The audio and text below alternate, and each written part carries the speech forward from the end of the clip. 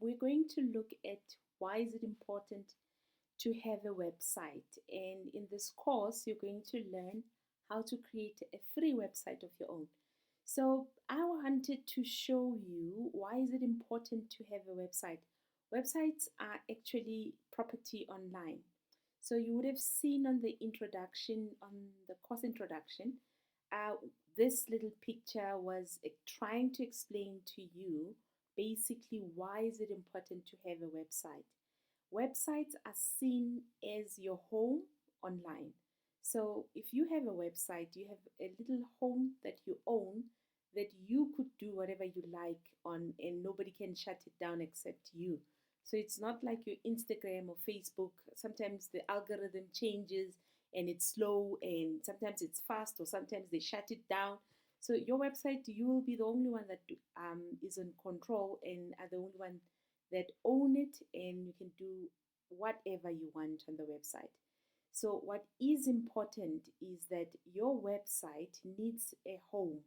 In other words, it needs a land to be built on. So what we call those are hosting providers. So you need to have a host that would be seen like a foundation or land where you could start building your home, which is your website. So hosting providers are companies like Hostify, GoDaddy, and there's a lot of them out there. But shop around and find a good host that could host you. Usually they charge something like 100 rands a year for them to host your website, and then you would have a website with your name on. So it would be like www.evolveland.co.za. Then I would have bought what we called a domain from the host. So the host sell domains, and that is seen as like land or a foundation where you start building your house. So you can use free web builders like Wix and 123 sites, and there's a lot of them, as you would have seen on the introduction course, where I've given you 10 examples of free website builders that you could use. But those free websites would have, they are hosting your website, so they keep their name on there.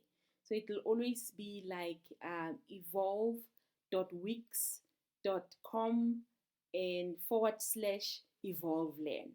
So the name would be longish because they are hosting your website, and the domain they've given you a domain.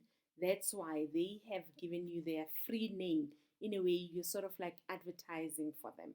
So if you want to get rid of that Wix name or that 123 site name, you need to buy your own domain from a hosting provider, and then you could call it the whatever you like, .co.za or .org or .com, and that means you bought a domain on your name, you have land, then you can start building your website.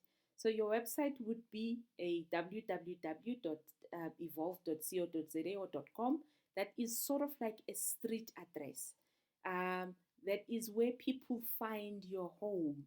So when they want to come visit you, they go to 21 Kunu Street in Wattville. In online, they go to www.evolveland.co.za. They come visit you at your home. So once you've built your home, then you would have what we call a post box. A post box is like an email address where when your visitors have gone and they've left, you then communicate with them via your email address. Your email address will have the name. So it will be like info@evolveland.co.za or admin@evolveland or zanele@evolveland.co.za. Then people associate your home with your email address, which is your post box. So in a nutshell, that's basically how your property looks like online. And I just wanted you to have an idea of how the domain works and how the hosting providers fit into you building your own website. So in this course, we're going to be learning how to create a free website. So the name of the website that we're going to be creating will have the web builder's name, because they are hosting, or they are giving us the domain to host our home. So let's jump in and let's look at how we can build our own website. We'll be using Wix. Thanks for watching.